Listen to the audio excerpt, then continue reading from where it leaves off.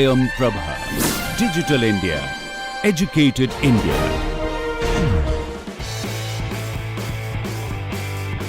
As you know, rock, paper, scissors is a two-player game. So first of all, let us do the assignments for say player 1 and player 2. For player 1, we have 0 as a rock, 1 as the paper,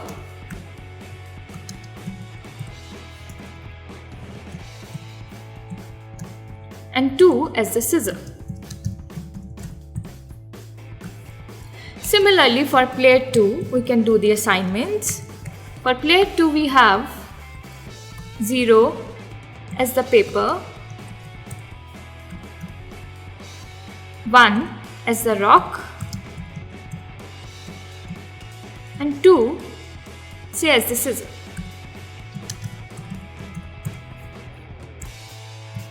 Please note that we are using dictionaries here to do the assignments. Now we are done with the assignments. You can also make the user input these assignments. It's your wish, completely your wish. Now we have to make the user input the number and the secret bit position in the number. For that, I'll have a while loop, while true.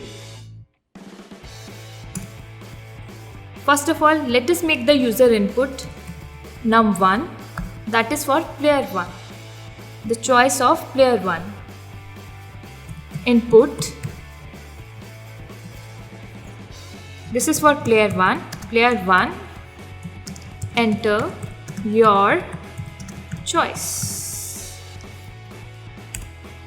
For player 2, we'll have num2, input, player 2, enter your choice.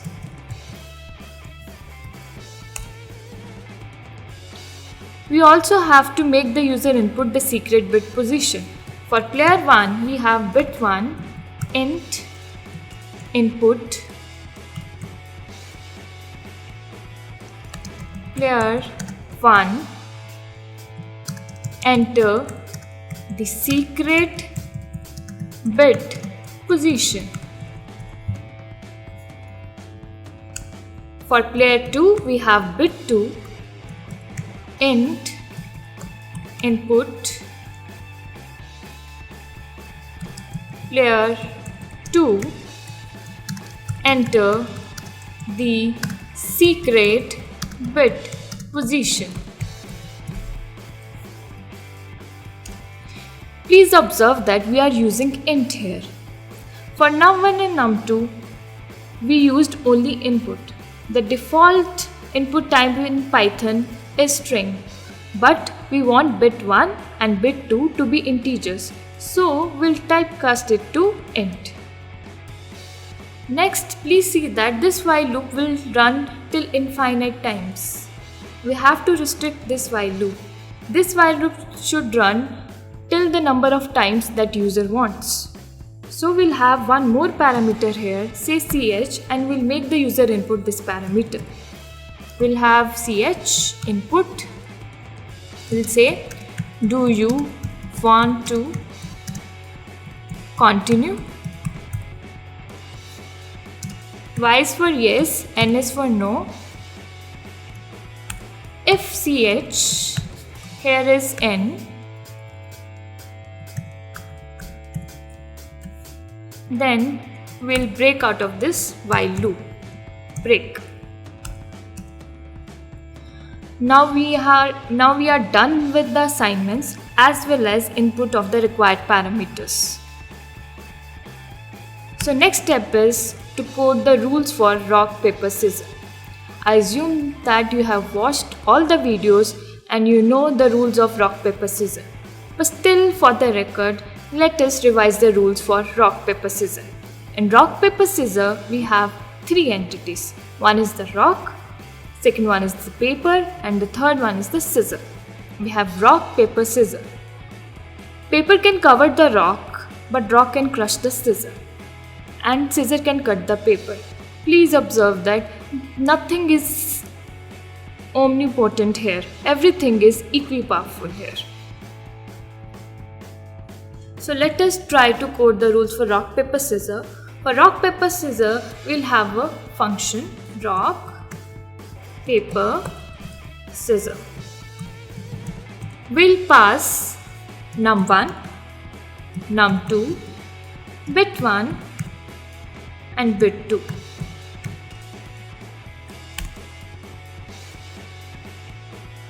Next step would be calculating two more parameters, which can be calculated from num1, bit 1, num2, bit 2.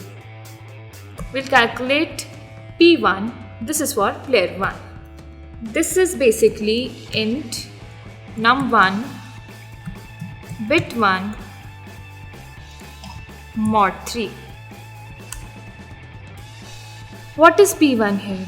P1 basically is the placeholder at bit position bit 1 in num1, and we'll mod it with 3 because the numbers that we are going to input here are basically decimal numbers, but we want answer in 0, 1, 2, so we'll do mod 3 here. Similarly, for player 2 we have P2, in which we'll have int num2 bit 2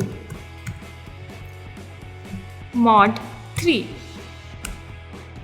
Now that we are done with calculating P1 and P2, we can code the rules very easily. We'll do if player 1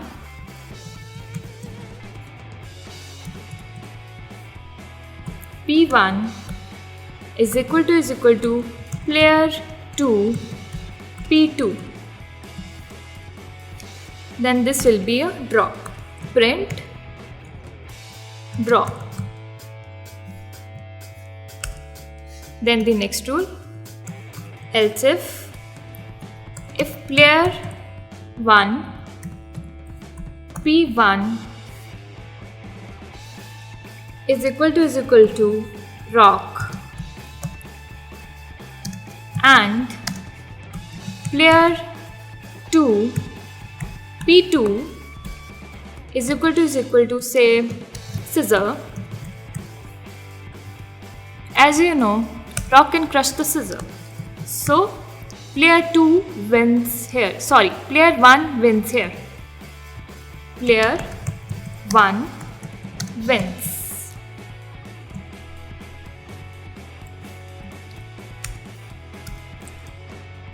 Next rule, if player 1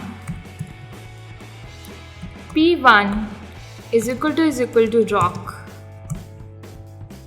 and player 2 P2 is equal to paper, as you know, rock can crush the paper. Cut. As you know, paper can cover the rock, so player 2 wins here.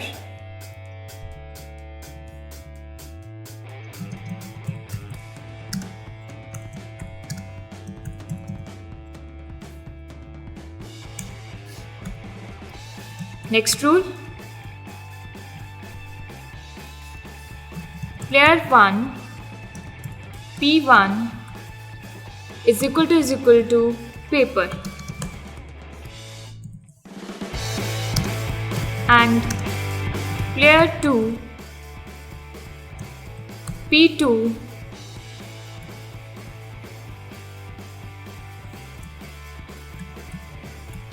is equal to scissor. As you know, scissor can cut the paper, so player 2 wins here. Print player 2 wins.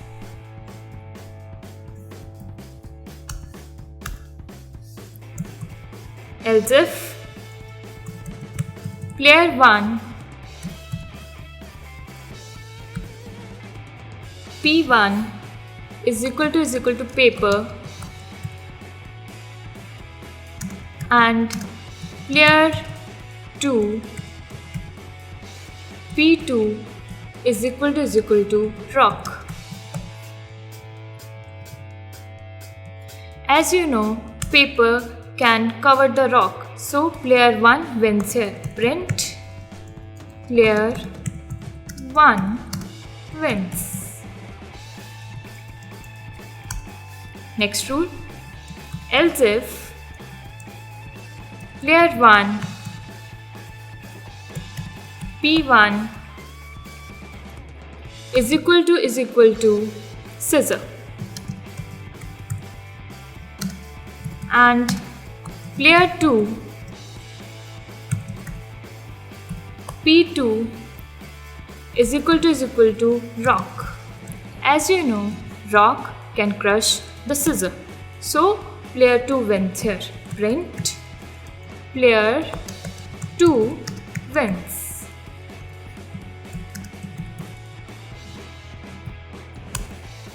Next rule, else if player 1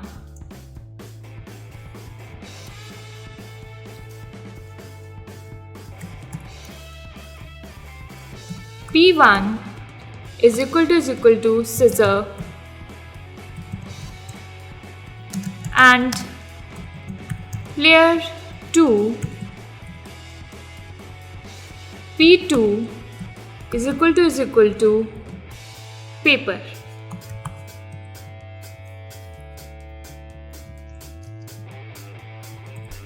As you know, scissor can cut the paper, so player 1 wins here. Print player 1 wins. So now we are done with coding the rules too. We are done with the assignments, we are done with the input of required parameters, and we are done with coding of rules too. Now let us call this function here. We'll call rock, paper, scissor, and we'll pass num1, num2, bit1 and bit2. So this is done too. Let us try to run this program.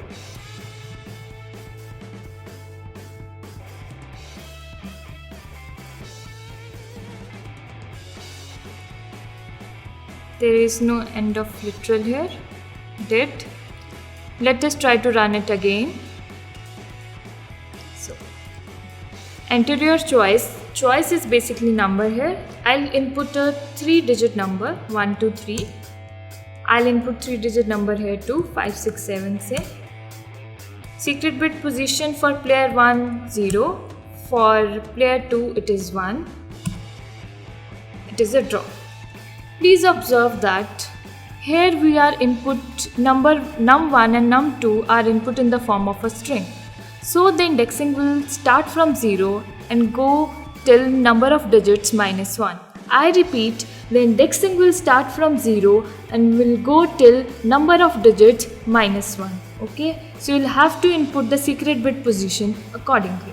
Now let us look at the output. We entered 1, 2, 3 and 5, 6, 7, and the secret bit positions are 0 and 1. For player 1 the secret bit position is 0, so it will be 1. For player 2 the secret bit position is 1, it is 6. If we mod 6 mod 3, then it will be 0. For player 1 we have 1, for player 2 we have 0. For player 1, 1 is paper, and for player 2, 0 is also paper. So it results in a draw. If you want to continue, you can type Y, and if you don't, you can type no. We'll have one more example here. We'll do 5, 6, 7, 8 say, and 2, 3, 4. Let us enter the secret bit position. For player 1 it will be 2 say, and for player 2 it will be say 1. It again calls for a draw. Let us have another example. 2, 3, 4, 1, 6, 7, 8. 0 and 3. It is again draw. One more example. 7, 8, 9. 4, 5, 6. 2 and 1. Player 1 wins. So you can run it as many number of times as you want. I hope you enjoyed this programming screencast. I hope to see you again in the next programming screencast. Thank you. Have a nice day. Hey Amit, Sanjanya. Exactly. Yeah, hi. You're playing rock paper scissors game, na? Yeah. I'll show you something. Read this. Okay. Okay, you wrote a program. Yeah. Oh, that's nice. Okay, player 1 assignments, player 2 two. assignments, enter the position, Okay. enter a 5-digit number. Even This here. looks perfect. Okay, yeah. I think we can go with this. We'll play. Can we play? Awesome. Yeah. Just 2 minutes. Enter your Okay, my assignment. assignments. What about me? Yeah. Enter your assignment. Okay. Okay. Yeah. Just give me 2 seconds. Now you guys can play. Oh, it's my turn. Okay, wait. Yeah. Now I'll play. Yeah. Oh, yeah. See, I won. Okay, let me. Second turn. Now I should have started. No? No. That's my turn. See, again I won. Yes. Oh, God. Thank you so much.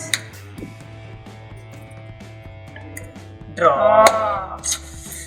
Did you like the game? Yeah. Yeah. No one can cheat. Oh, yeah. It's true.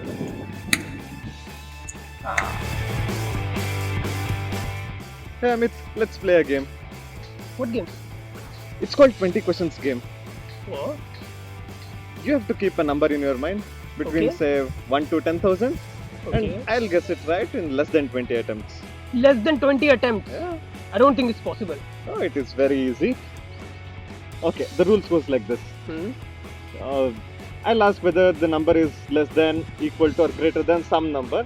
So you have to just say yes or no, or it is less than, equal to or greater than. Okay, you will ask me whether my number Yeah. is less than, equal to or greater than Yeah, your some random number. Yeah. I'll say a number. Okay, let's Okay. try this. Say you keep 5 Hmm. and we'll start from 1 to 10, 1 to 20. Hmm. I'll ask whether your number is less than 10. Hmm. You have to say yes. Okay. Then I'll ask again some questions. Mhm. Sure, let's play this. Yeah? I'll crack this in less than 20 attempts. We'll Ready? see. I don't think so. Okay. Keep some number. Okay, I have. Okay. Between 1 to 10,000. Yeah.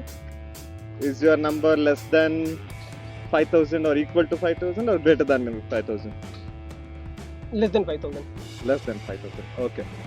So is your number less than 2,500, equal to or greater than 2,500? Less than 2,500. Less than 12. Now, is it less than 1,250, equal to 1,250 or greater than 1,250? Less than 1,250. Less than, okay. Again, is it less than, equal to, greater than 625? Less than. Awesome. I don't think you will crack in 20. No, Definitely. Is it less than, equal to, greater than 312? Less than 312. Awesome. Less than, equal to, greater than 156? Less than. Now it's getting closer. Is it less than, equal to, greater than 78? Less than. Okay, less than, equal to, greater than 39? Less than 39. Awesome. Is it less than, equal to, greater than 19? Less than 19. Is it less than, equal to, greater than 9? Greater than 9. So it's greater than 9. So is it less than, equal to, greater than 14? It's exactly 14, yeah? Yay! Wow. I cracked in 11 questions. See? Exactly 11. How is that even possible? What's the logic behind this, yeah? That's a good question. You saw what just happened? We played a beautiful game and we even wrote a piece of code for it. Let me now bring in a small variation to the game. The variation is the following.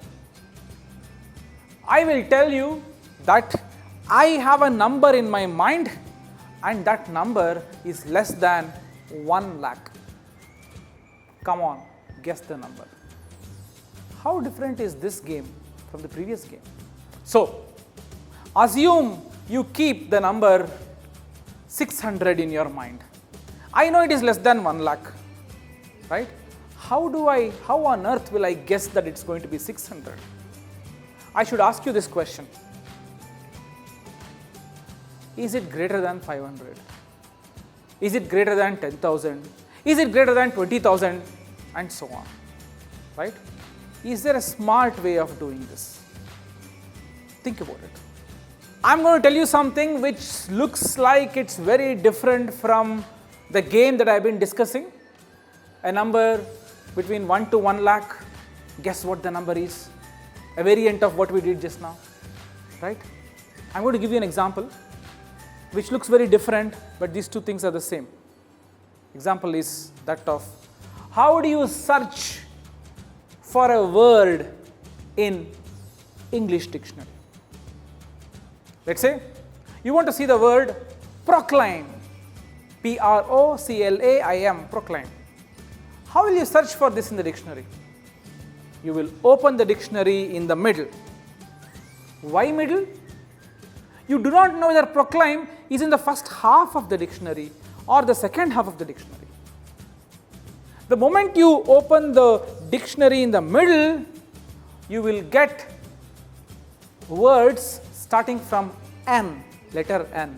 So you know for sure that first half of the dictionary is all those words starting from A, B, C, D, E, F, G, H, I, J, K, L, M, N, because you saw the word N when you opened the dictionary in the middle. So your word proclaim should be in the second half of the dictionary. So what you do is you discard the first half and only look at the second half. And again go to the center of it. Center of second half will now be, let's say, S, words starting from S. Now what can you conclude? From A to N was first half of the dictionary which you discarded.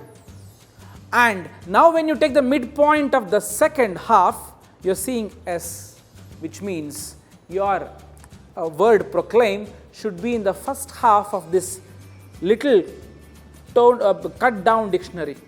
In the second half, it's in the first half, if you know what I mean, right? Think about it. Every time you open the dictionary by half, you are discarding one part of it and retaining other part of it. Correct?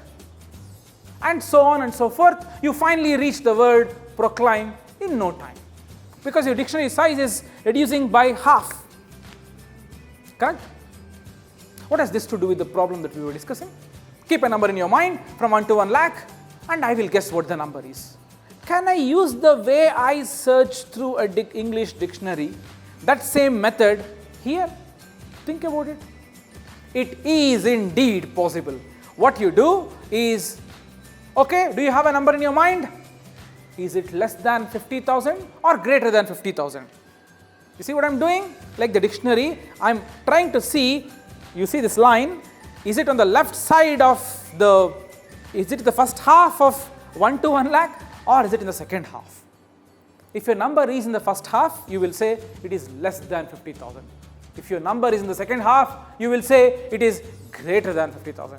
And there I am, I know for sure, I can now reduce my search space by half. And now I'll ask you, is your number less than 25,000 or greater than 25,000? Do you see that this method is exactly the same as searching through an English dictionary? Let us now go ahead and try to write a piece of code for this. Whatever we did just now is popularly called the binary search. The binary search, words look complicated, but there is nothing here. Binary means cut it into 2 pieces and search in only 1 piece and continue doing it. Your space where you are searching will get halved and very quickly, note the usage of the word very, it is indeed so quick. Very quickly you will narrow down to your search key in no time. This is called binary search. Look at this array with 30 elements. Can you spot the number 11 here? Looks very difficult. You should look through every single element from the beginning till the end. But what if this array was sorted? By sorted, I mean, what if this was in ascending order of the numbers? Don't you think it would have been very easy for you to search for the number 11? This is the sorted version of the array, the list. Do you see 11 right now? What did you just now do? You used binary search to find 11. So the moral of the story is, if you want to find for an element, search for an element in a list, it is easier for you if the list is sorted. You see, this is in general true with your life. You will find what you want if you keep your life organized. If your list is organized in some ascending order, if it's an ascending order, searching for an element becomes very easy. You see? So, we have been teaching you how to search for an element if the list is sorted, but we didn't teach you how to sort a list. Let us now see how can one sort a list.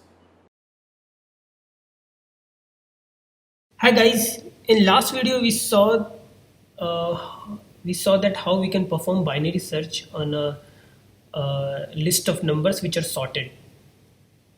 So we saw that the list which we provided to the function was already sorted, which means that numbers were in the ascending order, 1, 2, 3, 4, 5, 6, 7, 8, something like that.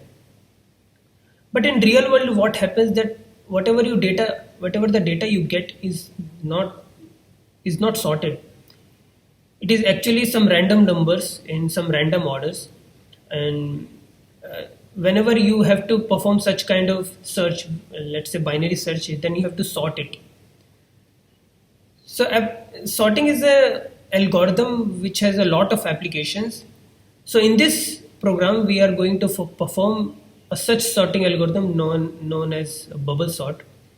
It is a very easy algorithm. I will tell you how to I will tell you the exact algorithm, and you can use the algorithm to write your own program. We'll write the program for bubble sort also. So let's see this. Let me first give you an array. So let us assume we have an array of size 5 and the elements are 5, 1, 4, 2. So what I want to sort the elements of this array. It means the final array should look like 1, 2, 4, 5 and 8. So bubble sort is like that. So in first loop what I will do, so I will have two loops exactly. So in first iteration what I have to do, I will compare the first two elements and see whether the first element is less than the second element or not. If it is not, if the first element is not less than second element, then I will swap their position. So here 5 is not less than 1, so I will swap, so 1 should come before 5, so it will become 1, 5. Now I will move to the next two elements which are 5 and 4. So I will go there, I will compare them and see the same thing, which is if 5 is less than 4, then it is okay, otherwise I will swap them. So 5 is not less than 4, so I have to swap them. So it will become 4 and 5. Now I will move to the next two elements which are 5, 2. Again I will perform the same, I will check the same condition. So 5 is not less than 2, so I will swap them, so it becomes 2, 5. I'll move to the next two elements, same condition. Since 5 is less than 8, I don't have to swap them. So my array, the first loop is over. I'll go to the second loop, I mean the second iteration. In second iteration, again I will compare the first two elements. So I'm doing the same thing. So you can find the pattern here. In the first loop, inside the first loop, I must have another loop. In that loop, I should do all those things. And whenever the second, whenever the first iteration of the first loop gets over, the second instance come, I will do the second, again perform the same thing. So again I will compare the first two elements, so 1 and 4. Since 1 is less than 4, I don't have to swap anything. I'll move to the second two elements. 4 is not less than 2, so I have to swap them. So 2 comes before 4, it becomes 2 4. I'll move to the next two elements. 4 is less than 5, so I don't have to swap anything. Now next two elements, 5 is less than 8, I don't have to swap anything. So after this, my array is sorted, so I need exactly something like that: 1 2 4 5 8. So now you know the algorithm. I gave you a simple basic idea of the algorithm. I'm not writing a pseudocode kind of thing. We'll use this idea to write the program. It's a very simple program, and I think that anyone can write it. So we'll see in the next video. So let me write the program for this algorithm, which is bubble sort. So let me write the function def bubble, and the parameter will be the array which I want to get sorted. Okay. First, let me compute the length of this array. So for length, there is a function len of a. It returns the length of any list which you provide there. So length len of a will return me the length of this array or the list. So I will write my first loop, which is for I in range of n, which is the length of the array. So first loop should go until the number of elements in the list. Okay. The second loop should start from the first element, but after all the swapping, see what was happening here. So after all the swapping, the maximum element was going to the last position. So in the second pass, we don't have to compare that element or include that element in the comparison. So we can safely exclude the last element, which we got in the last pass. So every time we will exclude one such element, and in such way we'll get the sorted array. So the second loop will go for j in range. It will start from 0, okay, but it will go until n minus I minus 1. Minus 1 is because of the range issue, because we have to go until the minus 1 part. And minus I is that when the ith element and when the maximum element gets to its the last position, then we have to exclude that element. For that I am putting minus I. So it means that when I is 0, it means it's the first iteration. It means there is no maximum element which went to the last position. So we have to go to the last element in the second loop. But after I becomes 1, it means that one of the first maximum element went to the last position, and we have to exclude it. So for that, n minus I is required. And after when I becomes 2, it means two maximum elements, first maximum element and the second most maximum element went to its correct position. It means nth position and n minus 1th position. So we have to exclude it. So that's why this condition is required. Then I just have to check the condition which I was talking about. If a of j, it means the current position, is greater than a of next position, which is j plus 1. If such thing happens, then just swap it. So I will create a temporary variable temp, and I will assign it the value of aj. In aj, I will put a of j plus 1, and in a of j plus 1, I'll put the temp variable. This is just swapping of two elements. That's it. That's all my program should be. My sorting is complete. Let me just create an array A, which I gave in the example, which was 5, 1, 4, 2, 8. Okay, this was my array. I will call my function bubble and pass this array. Let me print the elements of this sorted array for I in A. That's it. I'll print I. Great. My program is complete. I'll just run it. Cool. 1, 2, 4, 5, 8. So my array was 5, 1, 4, 2, 8. I got 1, 2, 5, 4, 8, which is 1, 2, 4, 5, 8, which is sorted. So you can create your own array and you can run this program and you will get the sorted array. So this is how we perform sorting. This is one of the algorithm. This is not the best algorithm that we have. There are so many better algorithms. For example, quick sort, merge sort, heap sort, and so other sorting algorithms. But this is a basic algorithm which you guys can use if you do not know much about sorting. And after you learn more of the programming and algorithm and data structures related things, then you can go into the more advanced sorting algorithms, so that your time your function takes less amount of time in order to sort an array. Thank you. You saw how you can sort a list. In fact, you can sort it with an inbuilt function, Python function as well. But we taught you, just for completeness sake, for interest sake, how can you manually sort elements in a list. In fact, sorting is a huge topic in itself. We can go on and even give you a course of 30 hours duration only on sorting. There are so many techniques, so beautiful, so deep, that it will take so much time.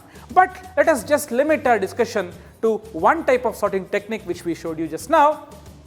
It is left for you to now go and explore more on different techniques with which you can sort.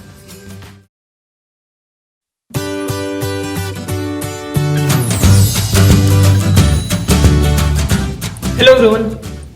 So today we are going to write a program for searching.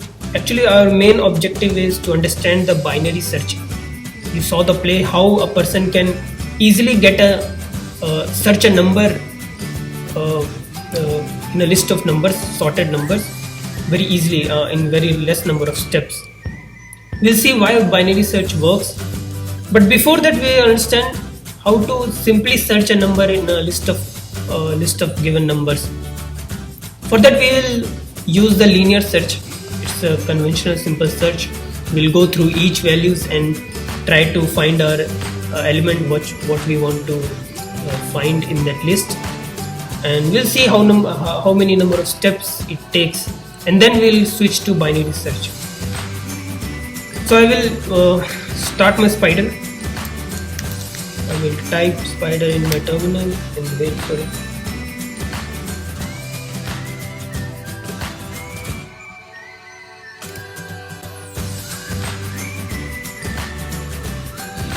Okay.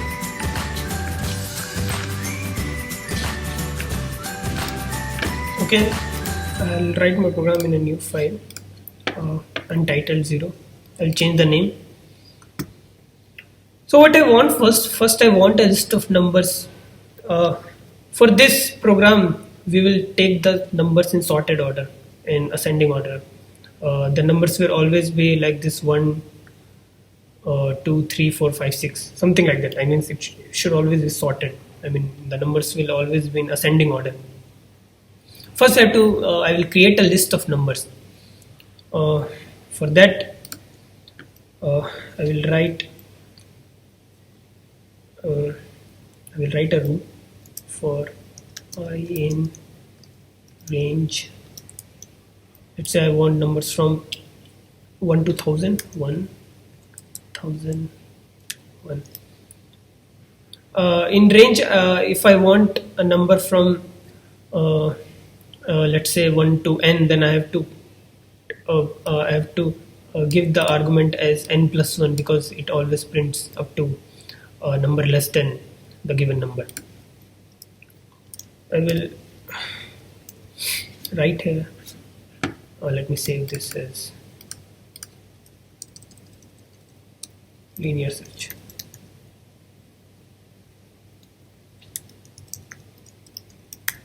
Okay, awesome. For that, I need a list. So let me write the name as element. If I give a simple bracket, it will create a list.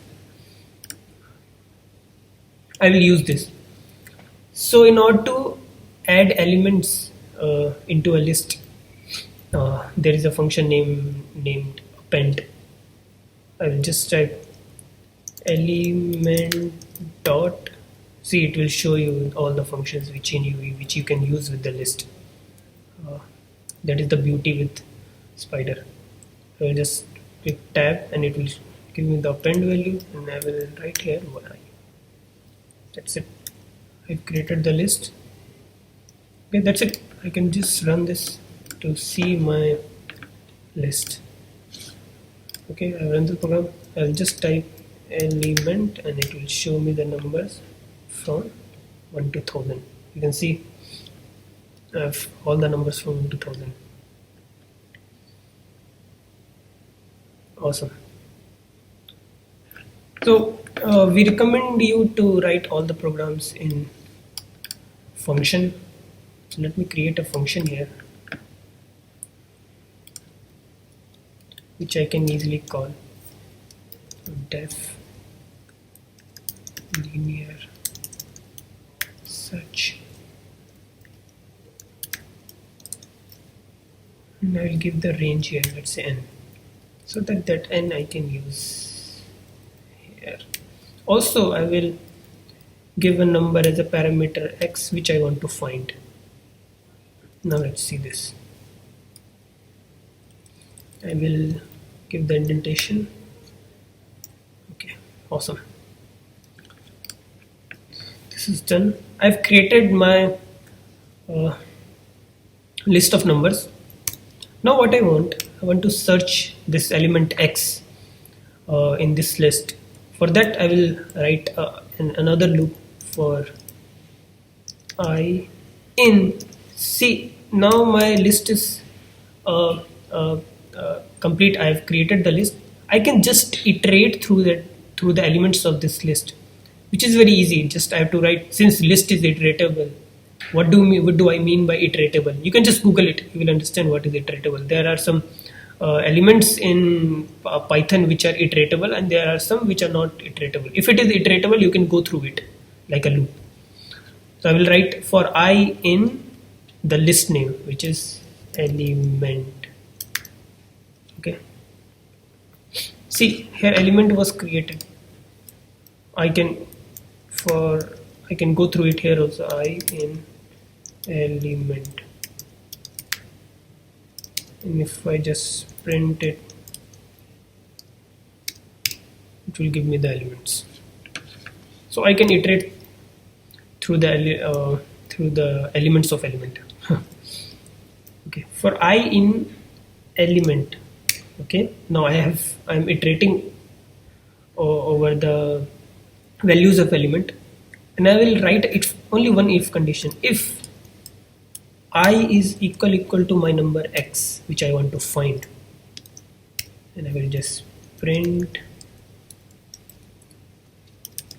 yes, I found my number at position, and I will give the position as str. Okay, since in this example the numbers are sorted from 1 to n, I can just write str I minus 1,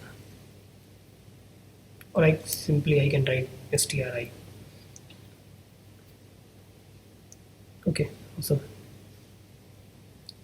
Let me write a column here.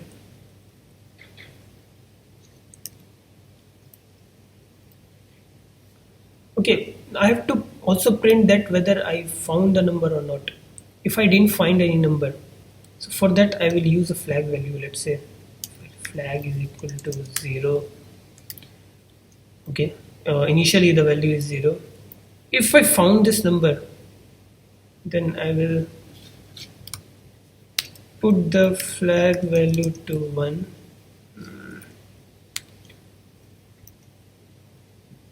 That's it. After that I will just write a if condition. If flag is equal to 0, I'll print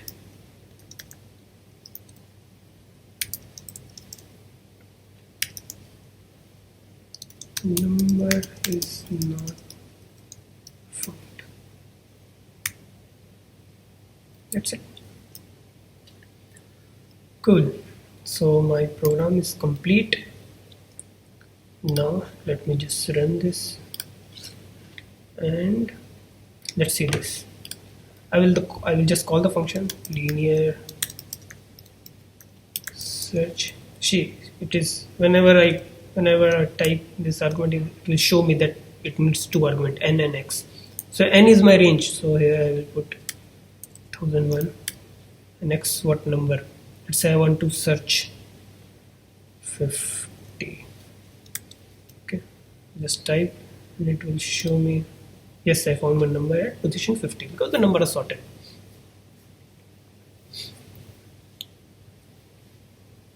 Okay, cool.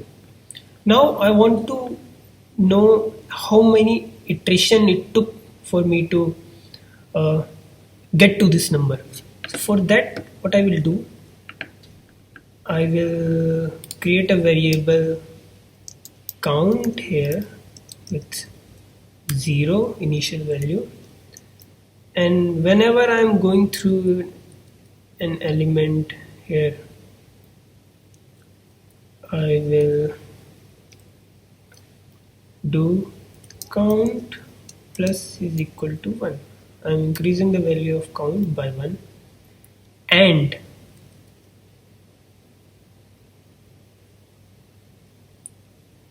if I don't need to, whenever I find a number in the list, I don't need to go again, go through the other elements of the list. So I will just break the loop here, because I don't need to go to look at other numbers because I already got my number. So here I will break, and if flag is 0, then it will find, and I will print the count. That's it. Let me write here number of iterations is equal to, okay, this is column is there, plus str, because I need to change this into string. Awesome, it's done. Let me check.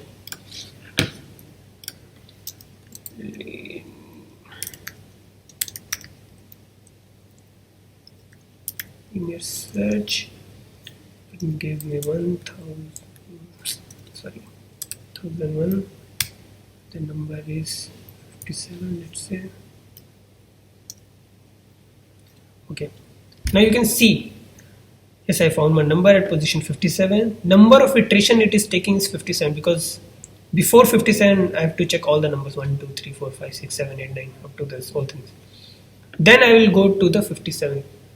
So you can see that if the number of elements in the list are very huge, let's say 1 million, and you want to search a number which is very far end, let's say the number I want to search is 1 million only, then it will take 1 million, near 1 million iteration to find that number, which is a very huge. In the game we saw that when we can use the advantage of sorted number. Whenever a number is elements in an array or a list is sorted, we can use that extra information for searching a particular number easily. That is the crux of binary search. So we'll see how we can use this extra information to search a number in a list of sorted numbers and drastically decrease the number of iteration, so that we can in very less number of iteration and or to say in a very less number of time, in very less time we can search the number. So in next video we'll see binary search, and we'll see how we played that game.